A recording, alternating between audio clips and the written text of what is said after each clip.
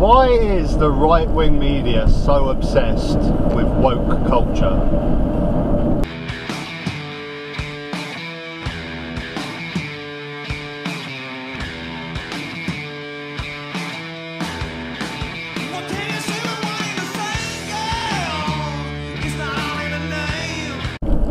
For the last, well, I guess sort of like last sort of 3-4 years really, there seems to be this influx of, well, this, basically.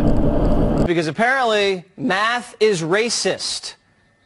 Now add another one to the long list, cauliflower is racist. Peppa Pig 2 is a gender abusive cartoon strip. Well, I think that representation absolutely matters, and it's really important for children.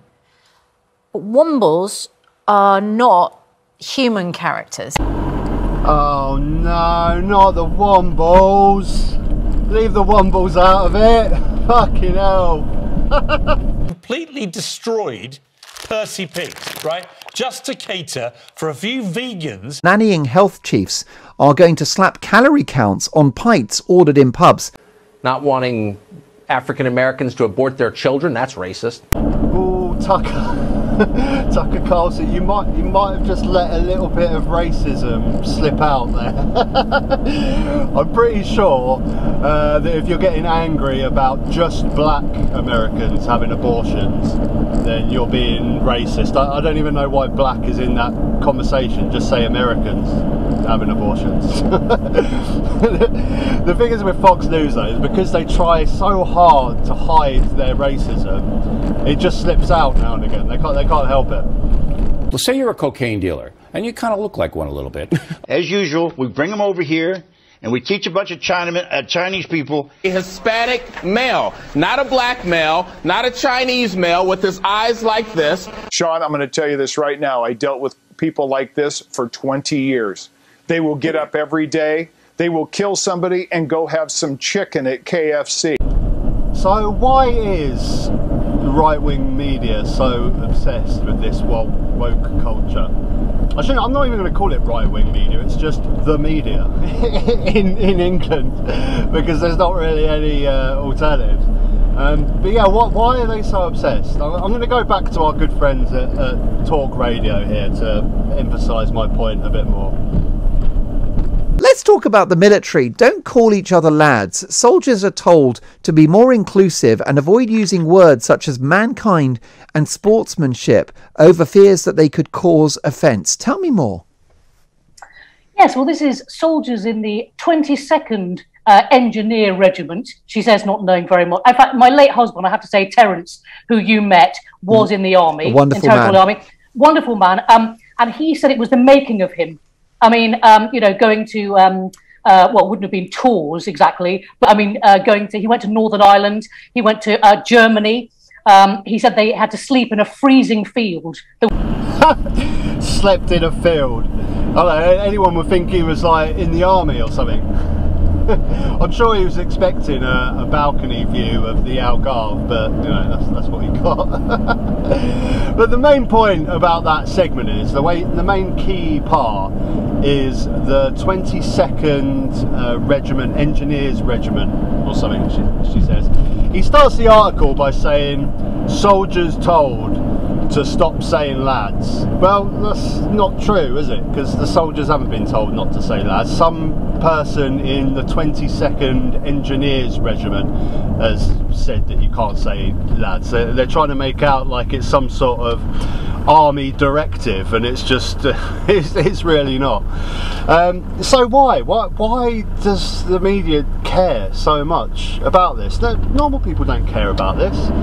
Normal people are going about their business, they're taking their kids to school, they're paying their bills, they're worrying about work. They don't care if the wombals are black or if Marks and Spencer's have made Percy pigs vegan. Normal people don't care about this stuff. The only people that do are a few sort of fringe left-wing communist students that want to kick up a fuss. they're the only people that care about this stuff. It's not really a big deal. So again, why is the media just constantly making this a big deal? And you're intelligent people, I'm sure you know, but a few ideas that I've got is, well, first of all, ratings. This sort of stuff, when you get people riled up and angry, there's a comedy element to it. But yeah, comedy element, getting people angry, it's good for ratings, it sells newspapers, it does well. There's plenty of things out there that you can get angry about, you know, big business not paying their tax, Amazon having record profits and paying their staff absolute pittance, climate change, big oil companies lobbying to stop climate change and environmental changes. All these things are legitimate things to get angry about, but they're not really that juicy, are they? And also, they definitely go against the agenda of your Rupert Murdochs and your owners of The Sun, The Daily Mail, Talk Radio, Good Morning Britain. So that's one thing, the ratings, the pure ratings. I guess it's a good way to distract our attention. You know, when we're moaning about Percy pigs and we're moaning about cauliflower, we're not moaning about what big business are doing. So yeah, it's always a good way to deflect attention. But also, I think it's a very good way to just sort of demonise anyone that's slightly left-wing or slightly liberal.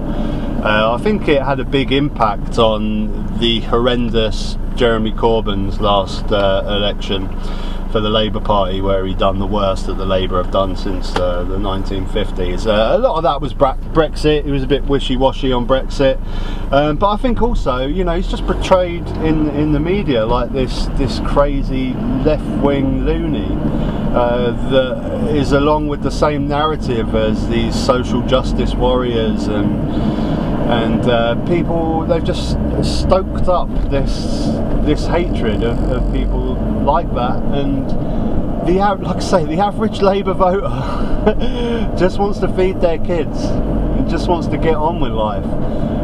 They don't care about Percy pigs, wombals and cauliflower, and they've done such an amazing job, these media outlets, of just trying to portray every single left-wing voter like this. It's very clever, but guys, just don't fall for it. Just please, anyone that's listening that falls for this rubbish, people don't care about it. You know, I might be wrong. Does anyone out there think that there's, you know, some sort of terrible menace of woke SJW warriors that are going to take over the country and start making stupid decisions? I don't think it's a big deal, really. I really don't. The only times that I have is when sort of people have been fired over ridiculous things, but that's down to individual business. There's not really much anyone can do about that. That's their own point of view. But I don't know. As always, let me know in the comment section what your thoughts are. As always as well, if you've seen the thumbnail for the video in today's video, put the timestamp down in the comments, and I'll give you a shout out in the next video. Or maybe you've got a question or something you wanna post to me. Until next time, guys. Bye bye.